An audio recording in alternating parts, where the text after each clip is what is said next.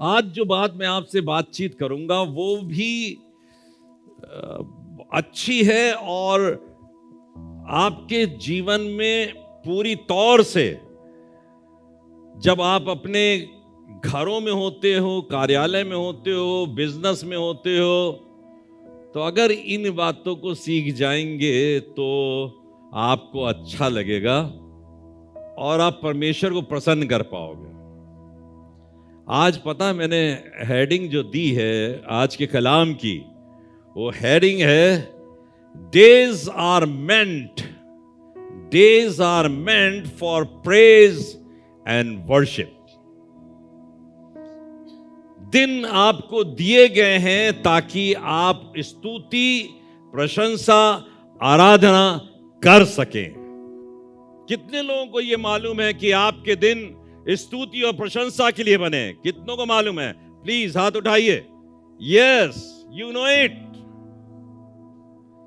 Your days are meant. आपके दिनों को परमेश्वर ने, लोग कहते हैं मुझे 100 साल की उम्र मिल जाए, कोई कहता है 80 साल की मिल जाए, किसी को मिल भी गई है। लेकिन क्या आपको मालूम है कि आपके दिन स्तुति और प्रशंसा के लिए परमेश्वर देता है? ये बात तो बहुत आसानी से आप कहते हैं कि अरे भैया लड़के की शादी कर लें, लड़की की शादी कर लें, खुद अब आपने ये दिखा दिए दिन, थैंक यू वेरी मच। और गलती से लड़के लड़की की शादी हो गई, तब इच्छा मरती नहीं, फिर कहते हैं पोते की शादी कर लें। अभी तुमको पोते की शादी करनी है, पोती की शादी करनी है, नाती की शादी करनी है, नातनी की शादी करनी है। और खुदा न खास्ता ऐसा भी हो गया तो आगे बढ़ जाती है कहानी। जिंदगी लगता है शादी के लिए बनी है, सब शादियां कर लो, खानदानों में शादियां करवा लो। लेकिन आपको बताना चाहता हूं, खुदा बाप जो जोड़े बनाने वाला है, जो आसमान पर जोड़े बनाता है, उसने जिम्मेदारी ली है जोड़े बनाने की, और आपको जिम्मेदारी दी है कि आप उसकी स्तुति और प्रशंसा करो। आपकी यह जिम्मेदारी है, आप स्तुति और प्रशंसा करो। आपकी जिम्मेदारी यह नहीं है, आप अपनी कोशिशों से कुछ नहीं कर पाओगे। लेकिन मैंने सीखा है कि जो परमेश्वर ने दिन दिया है, जो परमेश्वर ने समय दिया है, जो बार बार आप कहते हो, मैं अगर कह देता हूं कभी किसी से, पता नहीं मैं कब दुनिया से रुखसत कर जाऊंगा, कब चला जाऊंगा, अभी एक हार्ट अटैक हुआ, पता नहीं दूसरा कब होगा, क्या होगा। लोग कहते हैं अरे ऐसी बातें ना बोलो, जिंदगी बहुत लंबी दी है खुदा ने। तो मैं जल्दी से पूछना चाहता हूं, काहे के लिए दी है? ऐश करने के लिए? काहे के लिए दी है? मौज करो अपने बच्चों के साथ, मौज करो अपने पोते पोतियों के साथ, मौज करो अपने नाते नातिनों के साथ। बहुत तारीफ, बहुत तारीफ। लेकिन जितनी तारीफें हम उन चीजों की करते हैं, अपने मकान की करते हैं, अपनी खूबसूरती की करते हैं, मुझे तो सच बताऊं, बस परमेश्वर के भवन की खूबसूरती के सिवा और कोई खूबसूरती नजर ही नहीं आती। परमेश्वर की स्तुति के, परमेश्वर के महिमा के सिवा और कोई चीज समझ में नहीं आती। जब मैं छोटा बच्चा हुआ करता था, एक खुदा का खादिम कानपुर शहर में आया और लाउड स्पीकर से आवाजें गूंजती थी चारों तरफ। दसियों हजार लोग उस मुहिम के अंदर जमा होते थे और वो शख्स एक ही गाना गाता था, शायद उसको एक ही गाना मालूम था। ये कैसा शोर है बीच आसमान में, ये कैसा शोर है कुल जहान में, देखो उसके आने की तैयारी, और अजीजों कर लो आज तैयारी।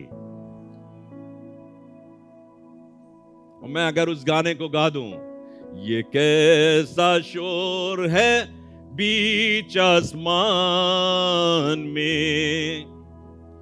ये कैसा शोर है कुल जहान में, है किसके आने की तैयारी,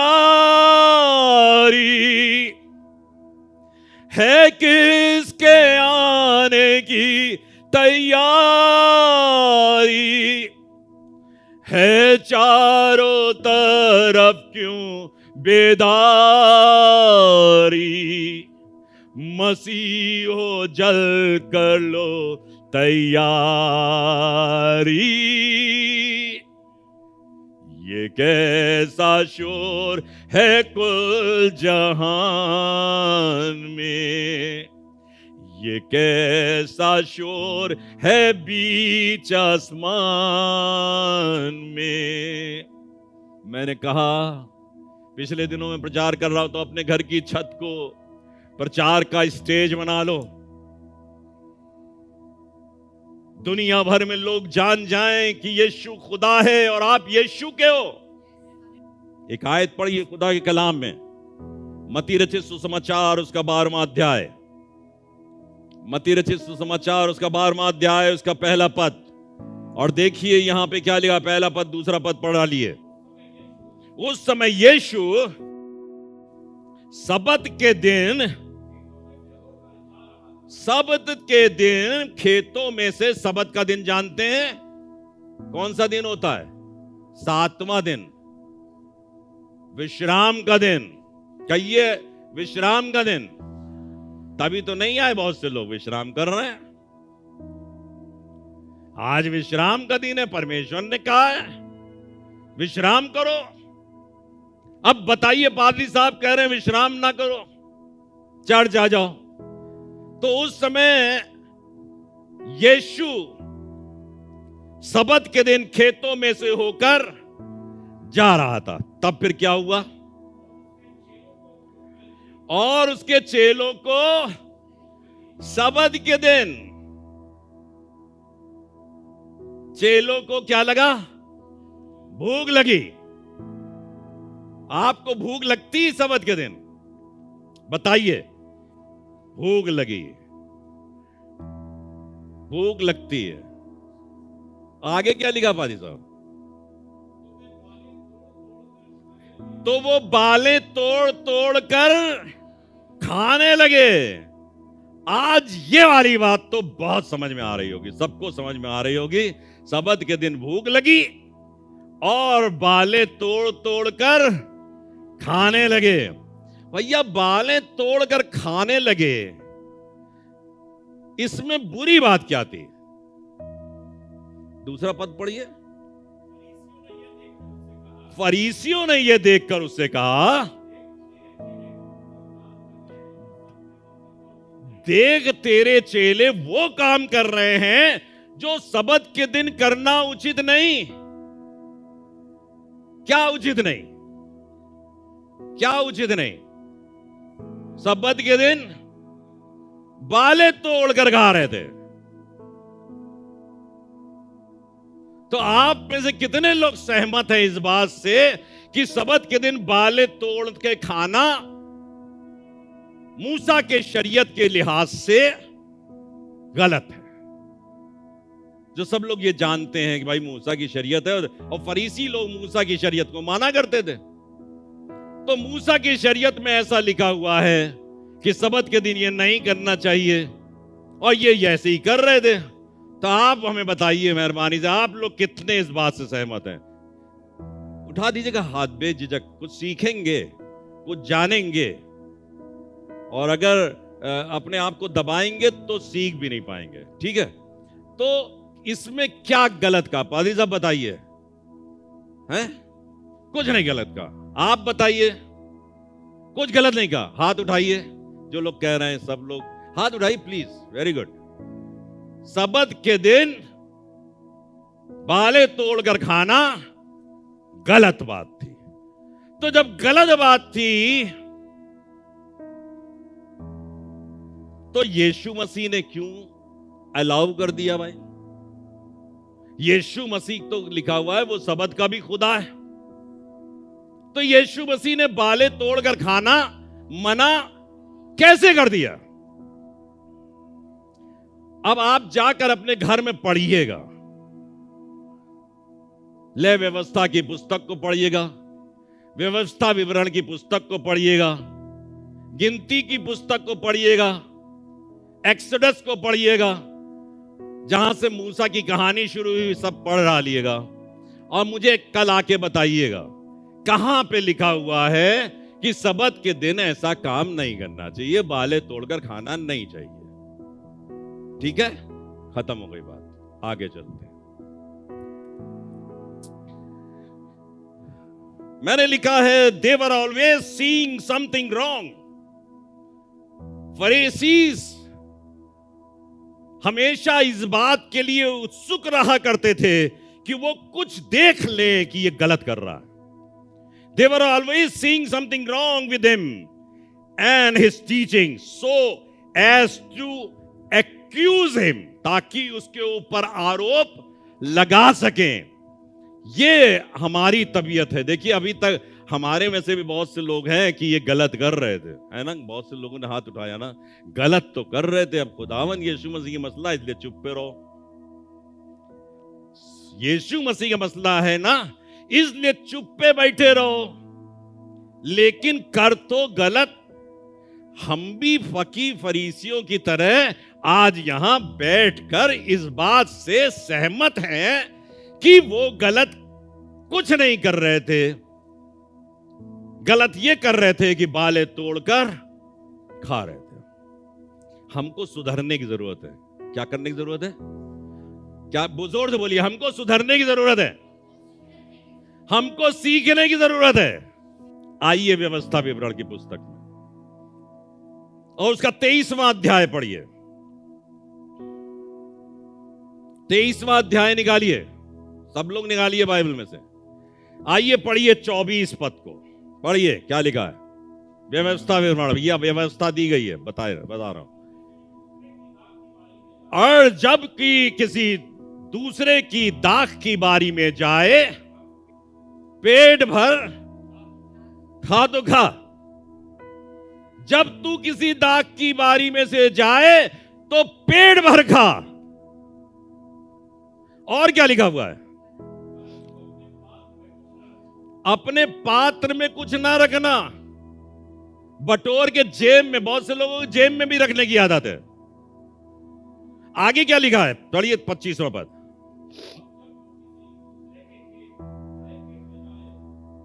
अपने खेत में भी नहीं, दूसरे के।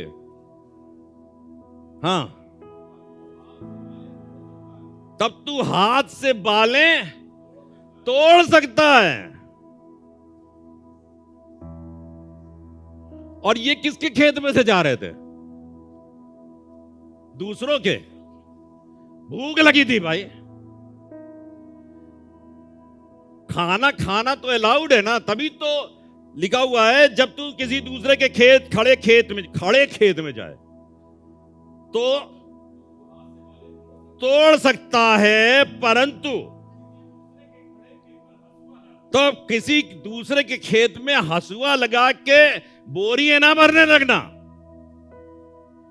खुदा बाप ने अलाउ किया कि तुम खाना खा सकते हो, तभी तो आप सबत के दिन खाना खाते हो कि नहीं खाते हो? जो उस बात को डिसअलाउ कर रहे हैं कि हां गलत हुआ था, तो यीशु मसीह ने भी क्या कहा कि क्या तुम अपने बैल को उस दिन थान में से खोल करके पानी पिलाने नहीं ले जाते हो? तो अगर ये वाला काम कर रहे हो और हमारे चेलों ने खा लिया, भूखे थे, खा लिया, तो क्या गुनाह कर दिया भाई? मैंने अलाउ किया है खड़े खेत में, लेकिन बस डिसअलाउ क्या किया है कि अपने जेबों में मत रख देना। अभी मैं समझाऊंगा, अभी समझ में आपके सच बताऊं, कुछ आया नहीं है, बिल्कुल क्लियर कह रहा हूं, कुछ आया नहीं है, क्योंकि मेरी हेडिंग याद रखिएगा क्या है? Days are meant for praise and worship. Days are meant for praise and worship.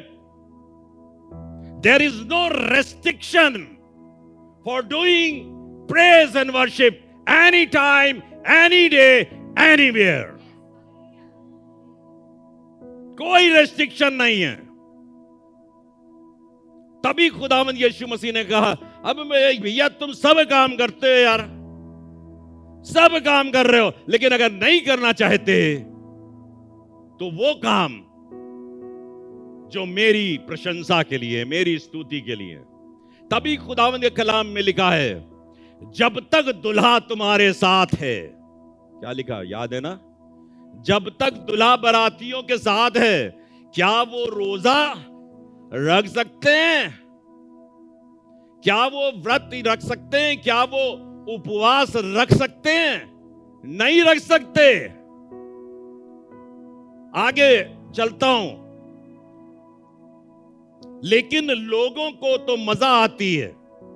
मैं भी जब पढ़ा करता था इन सब चीजों को, तो मुझे लगता था कि यार बात तो सही कह रहे भाई, लेकिन खुदा बाप जब अकल खोलता है ना, समझ खोलता है, जैसे आपने कहा समझ जाना चाहिए, समझ जाना चाहिए, तो आज समझ के जाइएगा अपने घर में. तो लिखा हुआ है, all life was subjected to Sabbath as if man was made a servant of Sabbath. सारी फरीसियों की शिक्षा इस बात पर आधारित थी कि हम सबत के लिए बने. समझ में आया? All life was subjected to Sabbath as if man was made a servant of Sabbath, but Christ put personal needs above it. आपकी अपनी जो आवश्यकताएं हैं, जो आपकी जिंदगी को तंदुरुस्त बनाती हैं, जो आपकी जिंदगी को खूबसूरत बनाती हैं, जो आपकी जीवन को मजबूत बनाती हैं, खुदा ने सबत से ऊपर उन चीजों को रखा है. इसीलिए आप खाना खाते हो, इसीलिए बैल को थान से खोलकर पानी पिलाते हो, और इसीलिए हम अपनी जिंदगी में बहुत से कामों को करते हैं, क्योंकि वो हमारी आवश्यकताएं हैं. वरना तो सबत के दिन सबसे बड़ा गलत काम जो हम लोग सब करते हैं, भैया सांस क्यों लेते हो? उस दिन तो सांस भी ना लो. हृदय से कहो रुक जाओ, वो जिंदगी भर के लिए रुक जाएगा. तो इसका मतलब यह है कि हम अपनी चीजों को करना पसंद करते हैं, लेकिन खुदाई चीजों को पसंद नहीं करते. अब आपको आगे ले चलता हूं बहुत बढ़िया तरीके से, सीधे सीधे. मत्ती रचित सुसमाचार उसके 12वें अध्याय के 3 पद में खुदावंद यीशु मसीह ने फिर क्या कहा? पढ़ दिए जाइए, 12वां अध्याय 3 पद. अभी आपने पहला दूसरा पढ़ा था. उसने उनसे कहा, क्या तुमने नहीं पढ़ा कि दाऊद ने जब वह और उसके साथी भूखे हुए, दाऊद ने जब और उसके साथी जब भूखे हुए तो क्या किया? आपको पता क्या किया? सबत के दिन की बात कर रहा हूं. सबत के दिन की मरकुस रचित सुसमाचार पढ़ेंगे, पढ़िए नहीं, मरकुस रचित सुसमाचार पढ़ेंगे, उसमें आपको यह लिखा होगा पूरी विस्तृत तरीके से. तो लिखा हुआ है, उसने कहा क्या तुमने नहीं पढ़ा कि दाऊद ने जब वो और उसके साथी भूखे हुए तो क्या किया? वो क्यों कर परमेश्वर के घर में गया? वो क्यों कर परमेश्वर के घर में गया और क्या किया? और भेंट की रोटियां खाई. और भेंट की रोटियां, कौन सी रोटियां? जोर से बोलिए. भेंट की रोटियां मालूम है? भेंट की रोटियों के बारे में लिखा हुआ है, जिन्हें खाना ना तो उसे और ना उसके साथियों को उचित था. उनको नहीं उचित था, नहीं खा सकते हो. ये परमेश्वर के भवन की बात हो रही है. सुलेमान के मंदिर की बात हो रही है, मूसा के तंबू की बात हो रही है कि किस तरीके से जो पवित्र स्थान हुआ करता था उसके दाहिने हाथ पर परमेश्वर ने कहा था भेंट की रोटियां एक मेज पर रखी जाएं। 12 रोटियां रखी जाती थी, 6 रोटी एक जगह पे, 6 रोटी एक जगह पे, पंक्ति पंक्ति के रूप में रखी जाती थी। और यह कहा जाता था हमेशा ताजी बना के रखी जाएं। और यह लिखा हुआ है उनको खाना किसी के लिए भी मनाही थी, सिर्फ याजक ही उन भेंट की रोटियों को खा सकते थे। लेकिन जब दाऊद और उसके साथी भूखे हुए तो क्यों कर गए? इसका मतलब क्या है कि परमेश्वर जो यीशु मसीह है वो सबत के ऊपर है। उसने आपको आदेशित किया है, लेकिन आपकी पर्सनल बहुत सी नीड्स होती हैं, उनको करने के लिए मनाही नहीं है। ये पर्सनल नीड है। क्या? स्तुति प्रशंसा। अगर आप स्तुति प्रशंसा नहीं करोगे तो आपको आसूदगी नहीं मिलेगी, आपको तृप्ति नहीं मिलेगी, आपको भरपूरी नहीं मिलेगी। आपका शरीर निर्बल पड़ा रहेगा, कमजोर पड़ा रहेगा। जिस तरीके से भोजन शरीर के लिए आवश्यक है, उसी तरीके से स्तुति और प्रशंसा आपकी आत्मा के लिए आवश्यक है। एक बेटी को खुदावंद यीशु मसीह ने सबत के दिन ठीक किया। यीशु मसीह गया और उस बेटी को ठीक कर दिया। अब मैं आपको 16वें पद को पढ़ाता हूं। लूका 13 अध्याय 16 पद, और यहां लिखा है तो क्या उचित ना था? उचित ना था। अब देखिए उचित अनुचित की कहां बात हो रही है? सबत के दिन पे। किस दिन बात हो रही है? सबत के दिन के। पढ़ लीजिएगा घर में जाकर। लिखा तो क्या उचित ना था, हाँ, कि ये स्त्री जो अब्राहम की बेटी है, ये स्त्री जो इब्राहिम की बेटी है, जिसे शैतान ने 18 वर्ष से बांध रखा था। जिसे शैतान ने कितने वर्ष से? 18 वर्ष। आपके घर में अगर कोई बीमार हो और कोई खुदा का खादिम आ जाए और वो सबत का दिन हो, तो आप क्या ना चाहोगे कि उसके लिए दुआ की जाए और वो बीमारी से चंगा हो जाए? और ये बेटी के लिए लिखा हुआ है, ये स्त्री 18 वर्ष से बंधी हुई थी शैतान के शिकंजे में। आगे पढ़िए। हाँ, 18 वर्ष से बांध रखा था। हाँ, और सब्त के दिन इस बंधन से छुड़ाई जाती। और सबत के दिन इस बंधन से। इसका मतलब क्या हुआ? खुदा बाप इस बात से खुश होता है, प्रसन्न होता है कि आपकी आवश्यकताएं कोई भी दिन हो, उस दिन पूरी की जाएं। कोई भी दिन क्यों ना हो। अगर उस दिन भूख है तो भूखे मत रहिए, उस दिन खाना खाइए। और आपकी आत्मा की भूख को कौन तृप्त करेगा? आपके द्वारा की गई स्तुति और प्रशंसा। मैं भी बोलने जा रहा हूं, बता रहा हूं, आप सोच रहे होंगे पादी साहब ने ये जोड़ दिया यहां पर, लेकिन मैं सच बता रहा हूं, खुदा बाप इस बात से बहुत खुश होता है और आपकी आत्मा को वो तृप्त कर देगा। आगे लिखा है, फिर 7वें पद में लिखा है, जब उसने ये बातें कही तो उसके सब विरोधी क्या हुए? लज्जित हो गए, शर्मिंदा हो गए। क्या कहा उसने? कि नहीं, ये दिन बनाई इसलिए है ताकि कोई गुलामी से स्वतंत्रता को हासिल करे, ताकि कोई बीमारी से आजादी को हासिल करे। लिखा हुआ है, और जब ये बातें कहीं तो उसके सब विरोधी लज्जित हुए और सारी भीड़ उन महिमा के कामों से जो वो करता था आनंदित हुई। सब भीड़ पूरी आनंदित हुई, खुश होकर कहने लगी। अब मैं आपको बता रहा हूं कि ये बाले हैं क्या चीज, जिनको वो तोड़कर खा रहे थे, ये बाले हैं क्या चीज? Wheat not Indian corn as we know it. उस दाने की बात नहीं कर रहा है जो बाले तोड़ तोड़ कर खा रहे थे। As we know it. पढ़िए यूहन्ना रचित सुसमाचार 12वां अध्याय 24वां पद। यहां क्या लिखा हुआ है? लिखा है, मैं तुमसे सच सच कहता हूं। समझ गए ना क्या कह रहा हूं मैं तुमसे सच सच कहता हूं। आगे, जब तक गेहूं का दाना भूमि में पड़कर मर नहीं जाता, वो अकेला रहता है। लेकिन जब मर जाता है, किसके लिए बात कर रहा है? किसके लिए बात कर रहा है?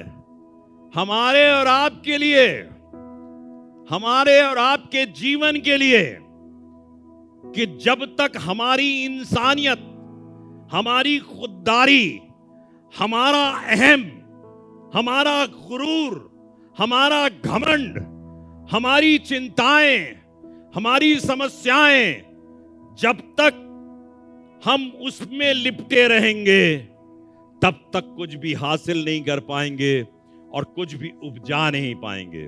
अगर हम चाहते हैं, आप में से बहुत से लोग मेरे पास आए पिछले दिनों के अंदर, हम सेविकाई करना चाहते हैं, हम परमेश्वर के लिए इस्तेमाल होना चाहते हैं, हम परमेश्वर के लिए, महिमा के लिए इस्तेमाल होना चाहते हैं, तो सबसे पहला काम करने की जरूरत क्या है? जब तक गेहूं का दाना जमीन पर पड़कर मर नहीं जाता, मुझे मरने की आवश्यकता है, मुझे अपने आप को खत्म करने की आवश्यकता है। मेरे वजूद, मेरा अपना वजूद खत्म हो जाए, मेरी अपनी इंसानियत, अपनी सोच, अपना घमंड, अपने विचार जो हम यहां पर लेकर आते हैं। आप में से बहुत से लोग होंगे जो अपने बहुत से ढेर सारे विचारों से ग्रसित होंगे, और जब खुदा बातचीत करता है तो कई बार हम उन विचारों के विरोध में खड़े रहते हैं। नहीं भाई, हमारी समझ में नहीं आ रहा, हम नहीं ये काम कर पाएंगे, क्योंकि हमारी अभी तक समझ में नहीं आ रहा है, इसलिए ये बहुत सफल भी नहीं ला रहा है, इसलिए बहुत सफल नहीं लाएगा।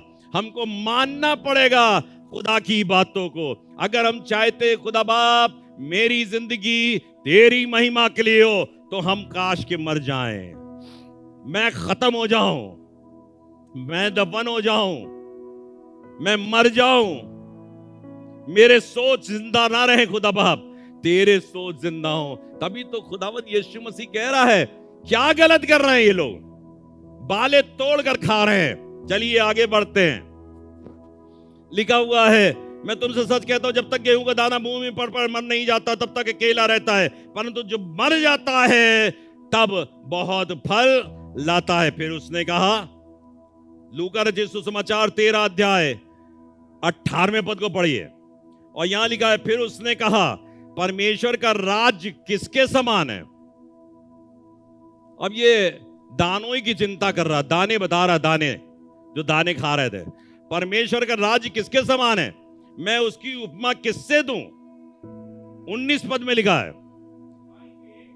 वो राई के, परमेश्वर का राज्य राई के दाने के बराबर। हम कह रहे हैं बाले स्तुति प्रशंसा के बराबर, क्योंकि राई का दाना राज्य के बराबर है। पढ़िए, हां, वो राई के एक दाने के समान है, जिसे किसी मनुष्य ने लेकर अपनी बारी में बोया और वो मर गया। अपनी बारी में बोया और वो मर गया। और फिर लिखा है, जब वो बढ़कर पेड़ हो गया, आकाश के पक्षियों ने, कहिए आकाश के पक्षियों ने उसकी डालियों पे आकर बसेरा किया। आप चाहते हो आपकी डालियों पर आकर बसेरा किया जाए, राई के दाने के बराबर दफन हो जाओ, गेहूं के दाने के समान दफन हो जाओ, अपने वजूद को खत्म कर दो। जब गेहूं का दाना नीचे जाता है, मट्टी के अंदर पड़ जाता है, अपना वजूद खो देता है। मेरा वजूद कुछ नहीं भाई, ईजे सिंह कुछ नहीं है। His personality has got no meaning. उसकी आवाज कोई मायने नहीं रखती अगर उसकी आवाज के अंदर परमेश्वर की शक्ति ना नजर आए। अगर परमेश्वर शक्तिशाली तरीके से दिखाई दे रहा है तो मैं कुछ हूं, मेरा यीशु कुछ है। मेरा यीशु हमारे और आपके लिए, जब तक राई का दाना जमीन में पड़ा रहता है, फिर वो बढ़कर एक पेड़ बनता है, आप चाहते हैं ना, आप में से कितने लोग चाहते हैं पेड़ बन जाऊं मैं? बताइए, पेड़ बन जाए, पेड़ बन जाए, हाथ उठाइए, पेड़ बन जाइए। बहुत कठिन नहीं है, ये मत सोचिएगा बहुत बड़ा भयंकर काम करने जा रहे हैं, लेकिन आप इस परमेश्वर के लिए इस्तेमाल होगे। You will definitely be use for the glory of God. आप यीशु की महिमा के लिए इस्तेमाल होने जा रहे हो। सिर्फ अपनी पर्सनैलिटी को, अपने वजूद को, अपनी इंसानियत को, अपने गुरूर को, अपने घमंड को खत्म करो, नाश करो। अगर वो घमंड दिखाई पड़ेगा तो यीशु दिखाई नहीं पड़ेगा। जब घमंड मर जाएगा तो यीशु ही यीशु दिखाई पड़ेगा। आपको बताना चाहता हूं, जल्दी से एक आखिरी बात बताऊंगा और इससे सारी चीजें समझ में आ जाएंगी। और मैंने इस पॉइंट को सिर्फ आखिर में रखा, चाहता तो इसको पहले बोल सकता था, लेकिन इसको आखिर में रखा। निकाल लीजिए मेहरबानी से खुदा के कलाम को, भजन संहिता 65वां अध्याय, Psalm 65th chapter and 13 verse, 13वां पद। देखिए क्या लिखा हुआ है। हाँ, जोर से पढ़िएगा पादी साहब। चराइयां, क्या लिखा है? ये चराई है। क्या है ये चराई की जगह, यहां पर चराई मिलती है। आप आते हो, मैंने यही कहा है कि अपने खानदान समेत आओ, वरना अकेले तृप्त होके जाओगे। घर वाला जब तृप्त नहीं होगा तो घूसे लगाएगा। मुझे तो तृप्त किया नहीं, खुद तृप्त होके आ गए। लेकिन आप लाओ, आप तृप्त हो गए। देखिए इसमें बड़ा फायदा है। मैंने बताया, जब एक मनुष्य अकेला चले और अगर गिर पड़े और उसका कोई उठाने वाला ना हो तो उस पर हाय, तो उस पर हाय। जब दो मनुष्य बिस्तर में लेटते हैं एक साथ, तो लिखा है अगर दो मनुष्य हो तो वो गर्म हो जाते हैं। क्यों कह रहा हूं खानदान? खानदान जब मिलेगा तब मम्मी कहेंगी कोई बात कि भाई ये वाली बात गलत है, तो पापा कहेंगे नहीं तुमको समझ में नहीं आया, ये वाली बात तो ऐसी है। पापा मम्मी कहेंगे कोई बात, तो बच्चे कहेंगे नहीं हमको समझ में आ गया। क्योंकि चराइयां भेड़ बकरियों से भरी हुई हैं। चराई को खाली मत रहने दो। चराइयां भेड़ बकरियां, आप सब जो यहां मौजूद हो, मैं भी एक भेड़ हूं। बड़ा भेड़ा समझ लो, बड़ा वाला भेड़ा समझ लो कि आपको बता रहा हूं। तो चराइयां भेड़ बकरियों से भरी हुई, आगे बढ़िए, यस। और तराइयां अन्न से ढपी हुई हैं। तराई है ये इलाका, तराई का इलाका है। यहां पर परमेश्वर का भोजन पाया जाता है। तराई का इलाके में भोजन ही भोजन है। तभी तो लिखा तराई काय से, अन्न से। तराइयां अन्न से ढपी हुई है, भरी हुई है। अब ना खाओ तो ये तुम्हारी मर्जी। लोग पानी के अंदर रहकर भी प्यासे, कहते ना पानी के अंदर भी प्यासे। तो ये किसी और की गलती नहीं, हमारी गलती है कि हमने पानी नहीं पिया। ये चराई का स्थान भेड़ बकरियों से भरा हुआ है और तराइयां अन्न से ढपी हुई हैं। आगे कौन कौन?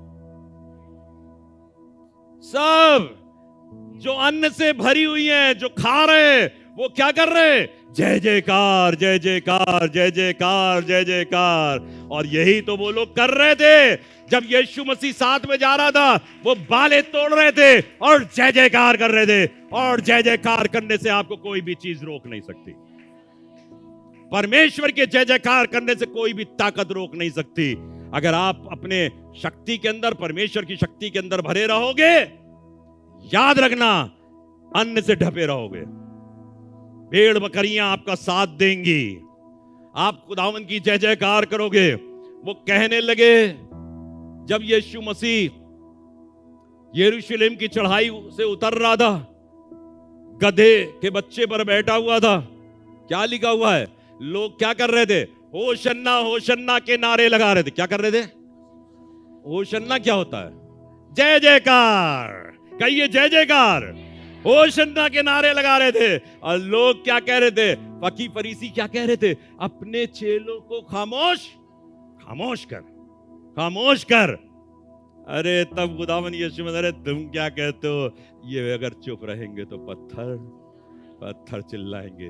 ये बाले खाने का समय है, ये अन्न खाने का समय है, ये तराई में बैठने का समय है, ये चराइयों में बैठने का समय है। आज से मैं आपको उभारना चाहता हूं, अपने खानदान समेत चराई में आ जाओ, अपने खानदान समेत तराई में आ जाओ, अपने खानदान समेत परमेश्वर के अन्न और भोजन को ग्रहण करो, उसकी स्तुति और प्रशंसा करो, उसके नाम को महिमा दो, उसके नाम को ऊंचाइयां बख्शो।